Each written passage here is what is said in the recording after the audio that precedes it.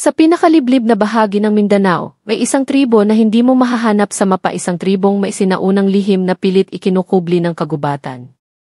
Pero nang isang tagapagmana ng lahi ay bumalik upang harapin ang kanyang nakaraan, unti-unting nabuhay ang mga nilalang na matagal nang pinaniniwalaang alamat lang. Ano ang tunay na dahilan ng pagbalik niya? At anong madilim na kapangyarihan ang gumigising sa kagubatang matagal ng tahimik? Huwag kang bibitaw, dahil sa kwentong ito, ang takot ay hindi katang-isip, ito ay totoo. Sa liblib na bahagi ng Mindanao, may isang tribo ng katutubong aswang na matagal nang nababalot ng misteryo at takot. Ang mga tao sa paligid ay nag-iingat sa paglapit sa kanilang teritoryo. Isang gabi, si Lando, isang batang mandirigma, ay napilitang pumasok sa kagubatan upang hanapin ang nawawalang kapatid. Ang hangin ay malamig, tila may mga bulong na nagmumula sa mga punong kahoy. Habang naglalakad siya, naramdaman niya ang bigat ng mga matang sumusubaybay mula sa kadiliman. Ang mga dahon sa ilalim ng kanyang mga paa ay nagwasak ng mga kakaibang tunog, parang may mga nilalang na nagmamasid sa kanya. Nang tumigil siya sa isang maliit na ilog, narinig niya ang isang kakaibang sigaw, hindi tao, hindi hayop, ngunit puno ng sakit at galit. Tumulo ang pawis sa kanyang noo, ngunit hindi siya umatras. Habang tumitingin siya sa likod ng mga punong kahoy, nakita niya ang anino ng isang nilalang na may mga pulang mata at mahabang mga kuko. Parang tumigil ang oras, ang hangin ay humina, at ang mga bituin ay tila naglaho sa itim na kalangitan. Ang nilalang ay unti-unting lumapit, ang katawan ay mistulang lumilipad sa pagitan ng mga punong kahoy. Narinig niya ang mga bulong ng mga matatanda tungkol sa kanilang tribo, mga aswang na gumagamit ng tradisyonal na itim na mahika para sa paghihiganti. Ngunit ngayon, harap niya ang realidad na matagal niyang kinatatakutan. Sa kabila ng takot, napagtanto ni Lando na ang nilalang ay naghahanap ng katarungan sa isang mundong puno ng pagkakanulo at kasinungalingan. Ang pag-ikot ng hangin ay nagdala ng mga amoy ng lupa at mga patay na dahon, at naramdaman niya ang malamig na kamay ng isang espiritu na kumapit sa kanyang balikat. Ngunit bago siya makagalaw, isang matalim na tinig ang sumambit sa kanyang isip, isang babala na nagbabadya ng mas malalim na trahedya. Ang kanyang puso ay bumilis ng tibok habang ang mga mata ng aswang ay nagliliwanag sa dilim, naghahanda para sa huling engkwentro. Ang hangin ay humina, tila pinipigil ang bawat hininga ni Lando. Naramdaman niya ang malamig na presensya na parang bumabalot sa kanyang katawan, ginagapos ang bawat galaw. Ngunit sa kabila ng takot, lumabas ang tapang na minsang itinago ng matagal na panahon. Inilabas niya ang lumang anting-anting na ipinamana ng kanyang lola, isang proteksyon laban sa mga nilalang ng dilim. Habang hawak niya ito, naramdaman niya ang init na bumabalik sa kanyang mga kamay, isang lakas na nagpapalakas sa kanyang loob. Ang aswang ay lumapit ng mabilis, ang mga kuko nito ay kumikislap sa liwanag ng buwan. Bigla, sumigaw si Lando, isang panawagan sa kanyang kapatid na matatagpuan pa rin sa dilim ng kagubatan. Sa sandaling iyon, ang mundo ay parang nag-iba, ang mga anino ay naglaho, at ang aswang ay tila nahirapang magpatuloy. Ngunit sa likod ng kanyang mga mata, may nakita siyang mas matinding trahedya, isang lihim ng tribo na matagal nang itinago. Ang mga matatandang aswang ay nagplano ng paghihiganti ilaban sa mga nagtatangka silang sirain. Ngunit sa likod ng kanilang galit ay may sugat ng pagkakanulo at sakit na nagmumula sa mga taong pinagkatiwalaan nila. Si Lando ay nagising sa isang katotohanang mas madilim kaysa sa anumang kwento ng aswang. Ang kanilang mundo ay puno ng hiwaga, takot at pagdurusa. Ang gabi ay nagpatuloy, ngunit ang kanyang buhay ay hindi na muling magiging pareho. Isang bagong yugto ng paghahanap at pakikipaglaban ang nagsimula, dala ang mga sugat ng nakaraan at pag-asa para sa katarungan. Ngunit bago pa man niya lubos na maunawaan ang nangyari, isang malakas na sigaw ang yumanig sa kagubatan. Mula sa madilim na mga sanga, bumaba ang isang matandang babae na may puting buhok at mga mata na puno ng kalungkutan. Siya ang pinuno ng tribo ng mga aswang, tagapangalaga ng kanilang mga lihim at tagapagdala ng tradisyonal na mahika.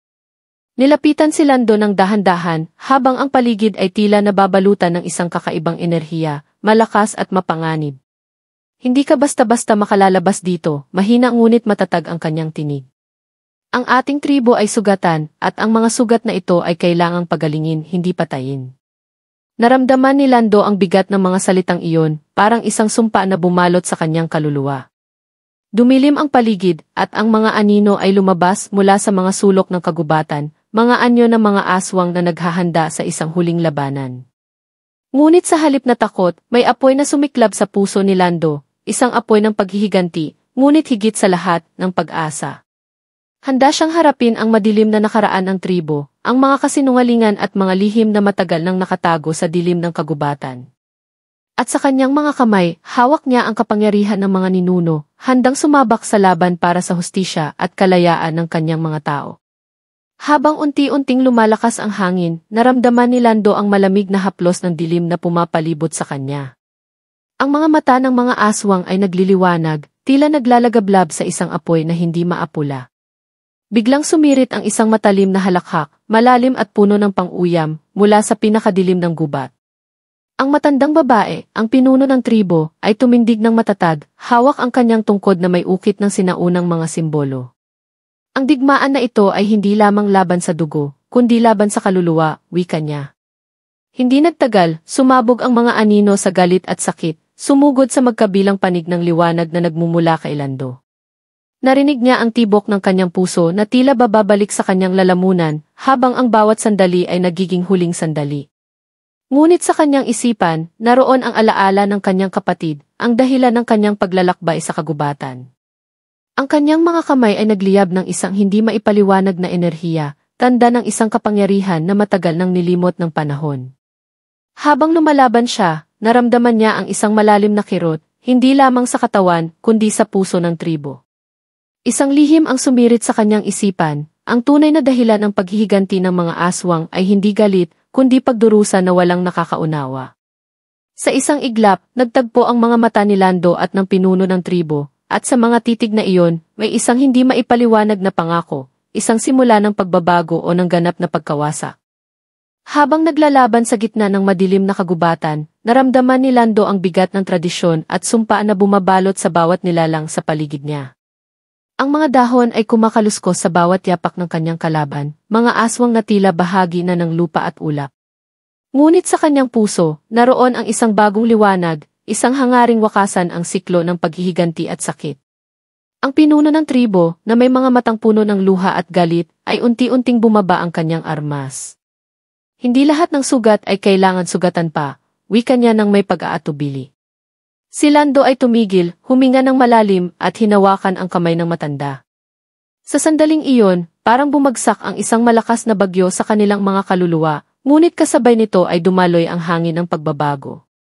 Ang mga aswang sa paligid ay huminto, ang kanilang mga anyo ay unti-unting nagliwanag, nagiging mga tao muli. Ang kagubatan ay napuno ng katahimikan, isang katahimikan na puno ng pag-asa at bagong simula.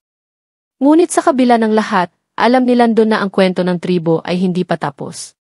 Ito ay isang paalala na sa bawat dilim, may liwanag na naghihintay sumikat. At sa puso ng Mindanao, ang mga kwento ng aswang ay patuloy na nabubuhay, hindi bilang sumpa, kundi bilang babala at pag-asa. Ngunit habang ang unang sinag ng araw ay sumilip sa mga punong kahoy, isang malamig na hangin ang muling dumaloy sa kagubatan. Naramdaman ni Lando ang bigat sa kanyang dibdib, tila may hindi pa tapos na kwento na naghihintay sa kanya. Mula sa lilim ng mga dahon, may mga matang nagmamasid na hindi niya makalimutan, mga matang puno ng hinanakit at lihim. Ang mga aswang, bagamat nagpakita ng pagbabago, ay may mga tinatagong sugat na hindi madaling paghilumin. Isang tinig ang tumunog sa kanyang isipan, isang babala mula sa mga ninuno ng tribo. Hindi lahat ng nakikita ay totoo. Ang kadiliman ay nananatili sa mga puso.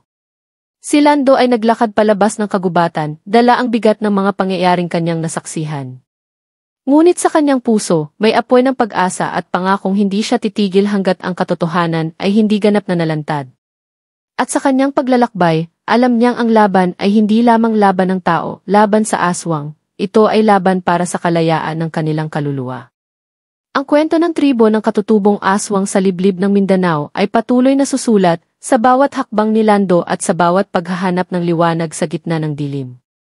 Sa bawat gabi na lumilipas, naririnig pa rin ni Lando ang mga bulong mula sa kagubatan, mga kwento ng pagdurusa, pagtataksil, at lihim na mahika. Isang gabi, habang naglalakad siya sa gilid ng ilog, napansin niya ang mga bakas ng paa na tila hindi galing sa taong buhay. Dahan-dahan niyang sinundan ang mga ito, patungo sa isang kuweba na matagal nang iniiwasan ng mga taga-baryo.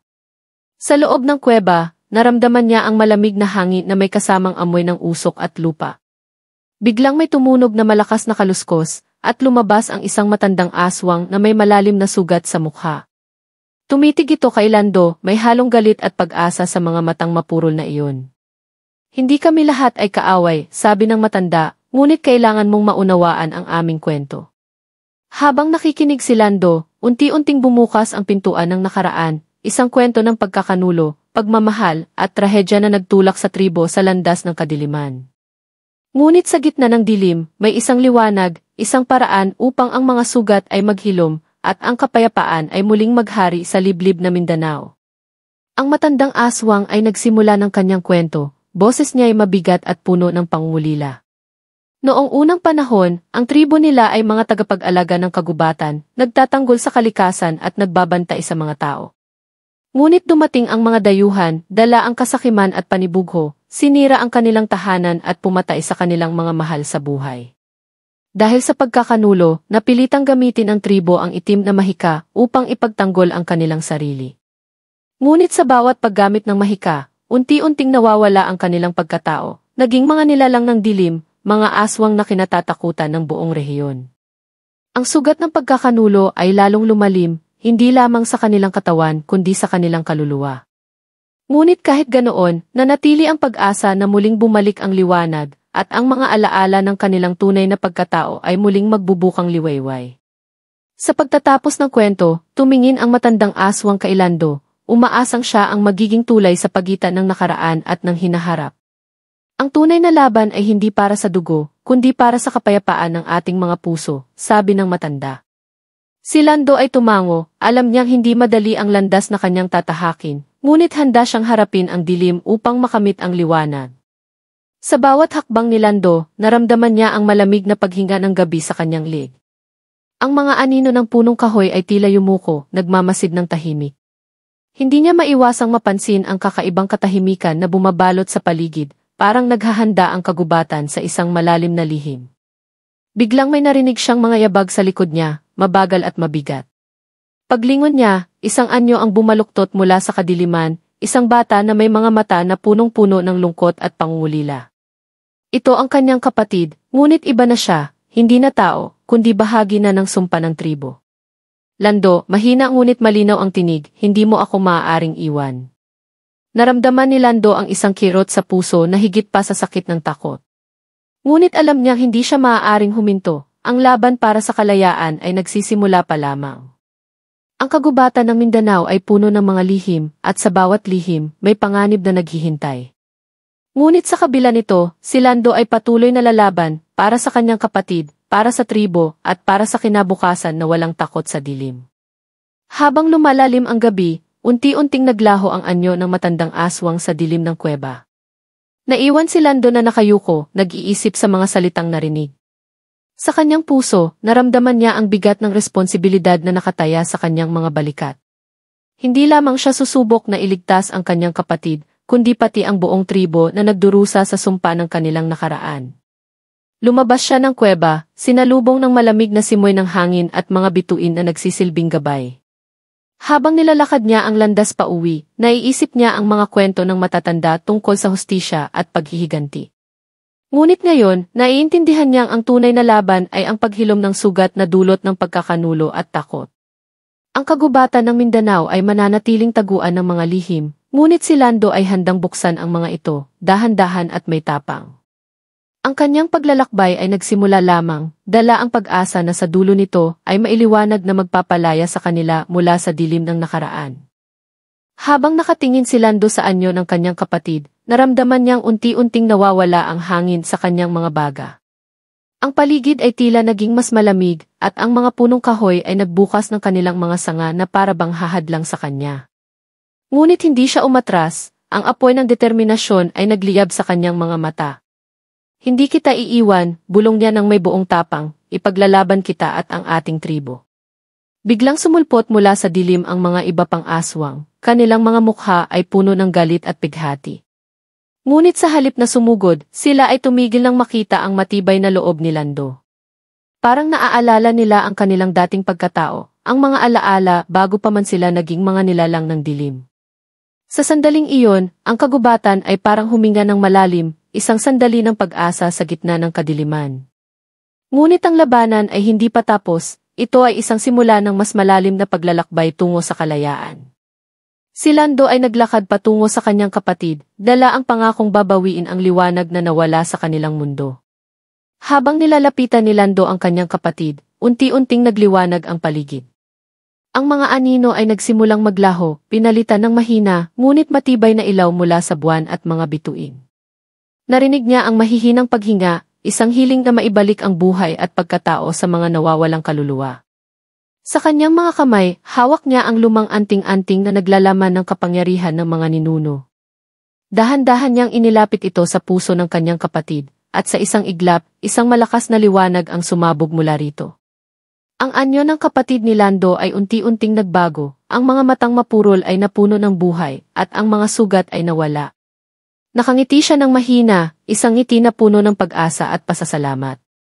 Ngunit bago pa man sila makaalis, isang malamig na hangin ang muling sumalubong sa kanila, tanda na ang madilim na kapangyarihan ay hindi basta-basta magpapatalo. Alam ni Lando na ang laban para sa tunay na kalayaan ay magpapatuloy, ngunit ngayon, may liwanag silang dala, isang liwanag na hindi madaling mapapaslang. Ang malamig na hangin ay dumaloy sa paligid nila, parang nagdadala ng mga boses ng mga naunang nasawi. Ang kagubatan ay tila sumigaw sa katahimikan, naghahanda sa susunod na yugto ng kanilang pakikipaglaban. Ngunit sa puso ni Lando, may matibay na pananalig, ang liwanag ng pag-asa ay mas malakas kaysa sa kahit anong dilim. Hawak ang kamay ng kanyang kapatid, tumindig siya ng buong tapang at tinawag ang mga nalalabing aswang na may dalang galit at pighati. Hindi na tayo mga alipin ng takot at puot, sigaw ni Lando, ito na ang simula ng ating pagkakaisa at paghilom. Unang nag-alinlangan ang mga aswang, ngunit isa-isa silang bumaba ang kanilang armas at niyakap ang pag-asa na hatid ng binatang mandirigma. Sa gitna ng kagubatan, isang bagong umaga ang sumikat, isang umaga ng kapatawaran, pagkakaunawaan, at pagbangon mula sa mga sugat ng nakaraan. Ang kwento ng tribo ng katutubong aswang sa liblib ng Mindanao ay patuloy na bubuin, hindi na bilang kwento ng takot, kundi bilang alamat ng pag-asa at pagbabago. Ngunit sa kabila ng liwanag na sumikat, nanatili ang mga anino sa mga sulok ng kagubatan, nagmamasid ng tahimik. Hindi lahat ng sugat ay ganap na naghilom, at may mga pusong pilit pa ring nakulong sa nakaraan. Si Lando ay nakaramdam ng malamig na haplos sa kanyang balikat, parang paalala na ang tunay na laban ay hindi pa tapos. Ngunit sa pagkakataong ito, hindi siya nag-iisa, kasama niya ang tribo na handang tumanggap ng pagbabago. Habang lumalakad sila patungo sa bukang liwayway, dala ang mga aral ng nakaraan at ang pag-asa ng kinabukasan, naramdaman ni Lando ang panibagong lakas. Ang kanilang kwento ay hindi lamang tungkol sa takot at dilim, kundi sa tapang, pag-ibig, at kapatawaran na nagbibigay buhay sa bawat pag-ikot ng mundo. Sa puso ng liblib na Mindanao, ang tribo ng katutubong aswang ay patuloy na babangon, isang pangakong hindi na muling gagalaw sa dilim, kundi sisikat bilang liwanag ng pagbabago. Habang lumalakad si Lando sa tabi ng ilog, naramdaman niya ang malamig na simoy ng hangin na may dalang mga bulong ng nakaraan. Muling sumagi sa kanyang isipan ang mga mukha ng mga aswang na kanyang nakilala, mga nilalang na hindi lamang mga kalaban, kundi mga taong nagdurusa. Sa kanyang puso, lumutang ang pangarap na balang araw, ang kanilang tribo ay hindi na kailangang mabuhay sa takot at lihim. Ngunit alam niya, ang landas patungo sa tunay na kapayapaan ay puno ng panganib at pagsubok. Habang patuloy siyang naglalakad, nakarinig siya ng mga hakbang mula sa dilim ng gubat, hindi mga banta, kundi mga kasama. Mga miyembro ng tribo ang unti-unting lumalapit, dala ang kanilang sariling mga kwento ng pagkabigo at pag-asa. Nagtipon-tipon sila sa paligid ni Lando, handang sabay-sabay harapin ang anumang hamon na darating. Sa ilalim ng liwanag ng buwan, nagsimula silang magplano, isang bagong simula para sa kanilang tribo at ang lahat ng mga nawalan. Ang kwento ng katutubong aswang sa liblib ng Mindanao ay patuloy na nabubuhay sa mga puso ng mga taong handang baguhin ang kanilang kapalaran. Sa bawat paglalakad nila sa madilim na kagubatan, naramdaman ni Lando ang bigat ng mga titig na sumusunod sa kanilang bawat galaw. Ngunit sa kabila ng pangamba, ang pagkakaisa ng tribo ay naging sandigan nila laban sa dilim. Ilang buwan na ang lumipas mula nang magsimula ang kanilang paglalakbay, at unti-unting napawi ang mga anino sa paligid nila. Natutunan nilang gamitin ang sinaunang mahika hindi para manakit, kundi para magpagaling at magligtas. Ang mga kwento ng trahedya at pagkakanulo ay naging mga aral na nagtulak sa kanila upang buuin muli ang kanilang pagkatao. At sa isang gabi na maliwanag ang buwan, nagtayo sila ng isang ritual, isang panalangin para sa kapayapaan at paghilom ng kanilang mga sugat. Habang ang apoy ay nagsilbing liwanag sa gitna ng kadiliman, nangakong hindi na muling papayagan ang kasinungalingan at takot na lamunin ang kanilang tribo. Ang tribo ng katutubong aswang sa liblib ng Mindanao ay unti-unting bumabangon, isang kwento ng pagbabagong tunay mula sa dilim patungo sa liwanag. Sa unang sinag ng umaga, napansin ni Lando ang pagbabago sa hangin, tila may bagong buhay na sumisingaw mula sa lupa at mga puno. Ang mga miyembro ng tribo ay nagtipon sa gitna ng clearing, hawak-hawak ang mga kamay, nagsasama-sama sa isang panalangin ng pagkakaisa. Narinig ni Lando ang mga bulong ng mga ninuno, parang umaawit ng pag-asa at pagbabagong dala ng bagong panahon. Sa kanyang dibdib, naramdaman niya ang bigat ng responsibilidad, ngunit higit pa rito ang matibay na paniniwala sa kakayahan nilang baguhin ang kanilang kapalaran. Ang mga anino ng nakaraan ay unti-unting naglalaho, at sa kanilang lugar ay lumilitaw ang liwanag ng pagkakaunawaan at pagmamahal. Ngunit sa kabila ng lahat, nananatili ang isang babala, ang dilim ay laging nariyan, naghihintay ng pagkakataon upang muling sumulpot. Kaya't sa bawat araw na lilipas, ang tribo ay patuloy na magbabantay, hindi bilang mga nilalang ng takot, kundi bilang mga tagapagligtas ng kanilang sariling kwento. Ang kwento ng tribo ng katutubong aswang sa liblib ng Mindanao ay isang alamat na nagsisimula sa bagong yugto, isang yugto ng pag-asa, pagkakaisa, at tunay na kalayaan. Ngunit isang gabi, habang tahimik ang buong baryo, may isang kakaibang tunog na umalingaw mula sa malalim na kagubatan. Ito ay isang sigaw, matinis at puno ng pighati, na kumakalat sa hangin na parang babala. Si Lando ay agad na tumakbo papunta sa pinagmulan ng tunog, kasama ang ilan sa mga matatapang ng tribo. Habang papalapit sila sa isang lumang punong kahoy, nakita nila ang isang anyo na nakasabit sa mga sanga, isang batang babae, halos hindi na makahinga. Agad nilang iniligtas ang bata, ngunit ang kanyang mga mata ay puno ng takot at lihim na hindi pa handa isiwala. Sa mga sandaling iyon, naramdaman ni Lando na may mas madilim pang puwersa na muling gumagalaw sa paligid nila. Ang laban para sa kapayapaan ay nagbukas ng bagong yugto, isang pagsubok na magpapakita kung gaano katibay ang kanilang pagkakaisa. At si Lando, kasama ang buong tribo, ay handa na muling harapin ang dilim, hindi bilang mga biktima, kundi bilang mga mandirigmang nagtatanggol sa kanilang tahanan at kinabukasan. Sa gitna ng kagubatan, ang hangin ay nagdala ng malamig na paghinga na tila sumisilip sa bawat sulok. Ang mga miyembro ng tribo ay nagtipon sa paligid ni Lando, kanilang mga mukha ay puno ng pangamba at determinasyon. Pinilit nilang alamin ang pinagmulan ng sumpa na muling bumabalik upang guluhin ang kanilang kapayapaan. Habang nilalakad nila ang madilim na landas, ang mga anino ng mga puno ay nagmistulang mga kamay na humahabol sa kanila. Biglang tumunog ang isang malakas na kaluskos mula sa mga sanga, at isang matandang babae ang lumabas, ang kanyang mga mata ay nagliliyab ng itim na apoy. "Sino ang nangahas na guluhin ang aming kapahingahan?" sigaw niya, ang tinig niya ay puno ng sumpa at galit. Si Lando ay lumakad palapit, hawak ang anting-anting ng mga ninuno, at nagsalita ng may tapang. "Dadalhin namin ang liwanag sa gitna ng kadiliman at pagtatapos sa puot na ito." Ang matandang babae ay tumawa, isang tawa na parang dagundong ng kulog, ngunit sa likod ng kanyang mga mata ay mailihim na hinahanap. Ang labanan ay magsisimula muli, ngunit ngayon, dala ni Lando at ng kanyang tribo ang lakas ng pagkakaisa at pag-asa. Sa pagtawa ng matandang babae, unti-unting lumitaw ang mga anino sa paligid, humahabi ng mga bangungot sa bawat sulok ng kagubatan. Ngunit si Lando ay hindi natitinag, ang kanyang puso ay nagliyab ng apoy ng tapang at pananalig. "Hindi na kami matatakot sa dilim," sigaw niya, dahil ang tunay na lakas ay nagmumula sa pagkakaisa.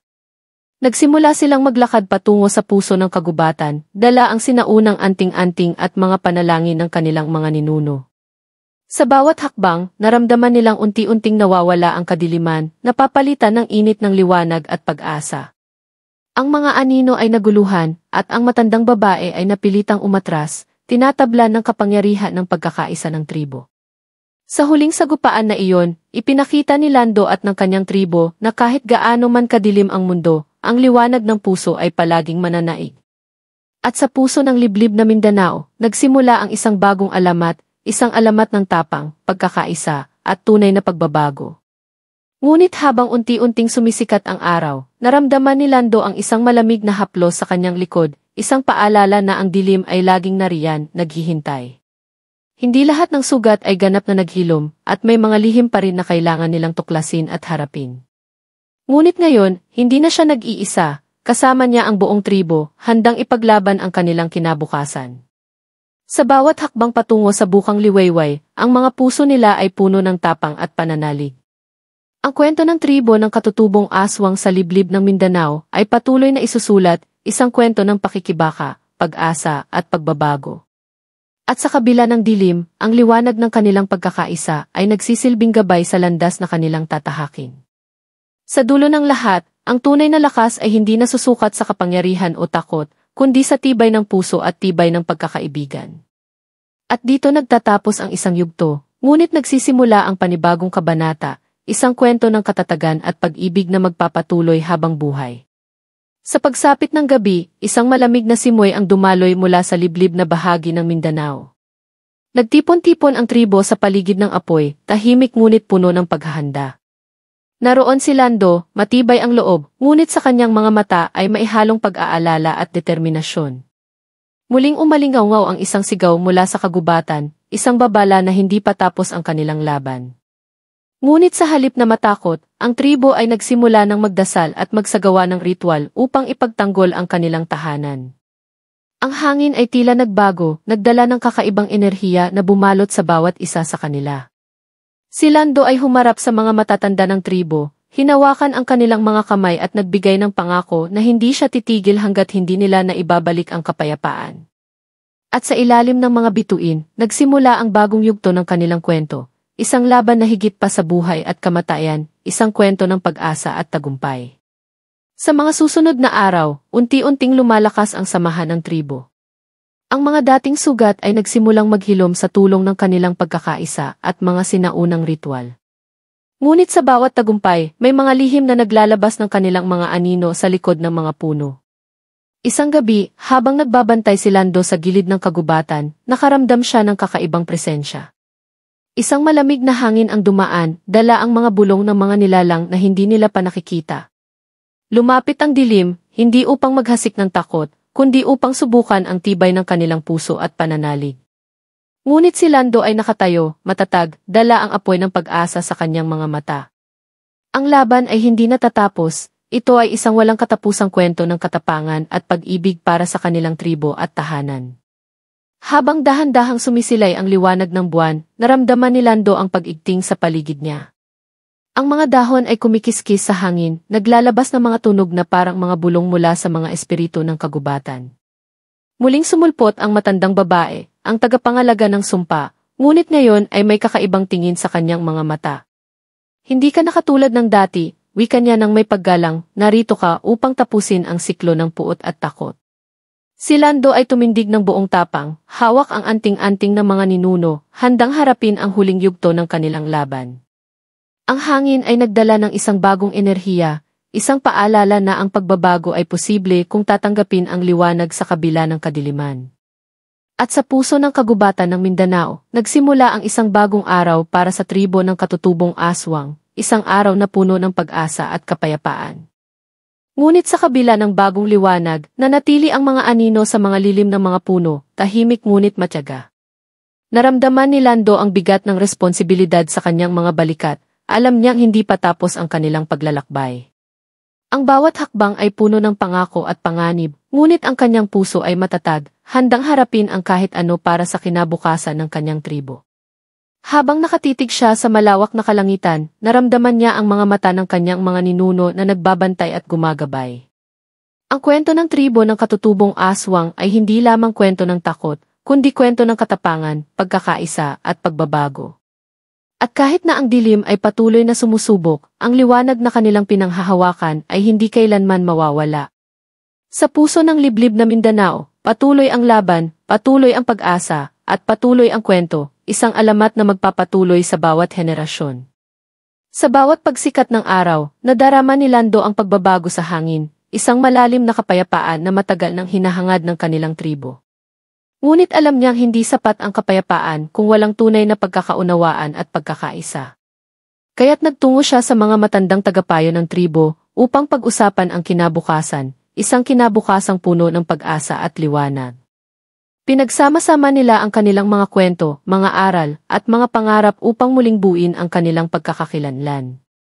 Ang mga ritual ng nakaraan ay muling isinagawa, ngunit ngayon ay may bagong diwa, isang diwa ng paghilom at pagbabago. Si Lando ay nangakong gagawin ang lahat upang hindi na muling mabalot ng takot ang kanilang tahanan. At sa bawat gabi na lumilipas, ang kwento ng tribo ng katutubong aswang sa liblib ng Mindanao ay nagiging simbolo ng pag-asa at lakas para sa lahat. Ngunit isang araw, habang naglalakad si Lando sa gilid ng ilog, may napansin siyang kakaibang anino na mabilis na dumaan sa kanyang paningin. Agad siyang nagduda, baka ito ang huling tanda na may mga lihim na nananatili sa kadiliman. Pinilit niyang huwag magpanik, ngunit ang kanyang puso ay mabilis na tumibok, dala ang takot at pag-aalala para sa kanyang tribo. Kahit na malakas ang kanilang pagkakaisa, alam ni Lando na may mga puwersang hindi pa nila lubos na naunawaan. Kaya tinipon niya ang mga pinakamatapang sa kanilang tribo upang magplano at harapin ang anino ng nakaraan na patuloy na sumusunod sa kanila. Sa gabing iyon, sa ilalim ng mga bituin, sinimulan nila ang isang bagong ritual, isang panalangin na hiling ang tunay na paglaya mula sa mga aninong nagtatago sa dilim. Ang laban ay hindi pa tapos, ngunit si Lando at ang kanyang tribo ay handa, hindi na bilang mga takot na nilalang, kundi bilang mga mandirigmang may puso ng liwanag at tapang. Habang lumalalim ang gabi, naramdaman ni Lando ang presensya ng mga sinaunang espiritu na nagbabantay sa kanilang tribo. Ang hangin ay humahaplos sa kanyang mukha, dala ang mga alaala ng mga ninuno at ang kanilang mga aral. Sa bawat hakbang na kanilang tinatahak, naririnig nila ang mga tinig na bumubulong ng payo at lakas. Ang madilim na kagubatan ay unti-unting nagiging sagradong lugar ng pagbabago at pag-asa. Ngunit sa likod ng bawat anino, may paalala na ang tunay na kapayapaan ay nagmumula sa pagtanggap sa kanilang nakaraan at pagtanggap sa kanilang pagkatao. Si Lando ay tumindig, tinanggap ang responsibilidad bilang tagapangalaga ng kanilang kwento at tagapagtaguyod ng liwanag sa gitna ng dilim. Ang kwento ng tribo ng katutubong aswang sa liblib ng Mindanao ay patuloy na nabubuhay, isang paalala na kahit sa pinakamadilim na lugar, may liwanag na nagmumula sa puso ng pagkakaisa at pag-ibig. Ngunit isang umaga, habang naglalakad si Lando sa gilid ng ilog, naramdaman niya ang kakaibang lamig na sumalubong sa kanya.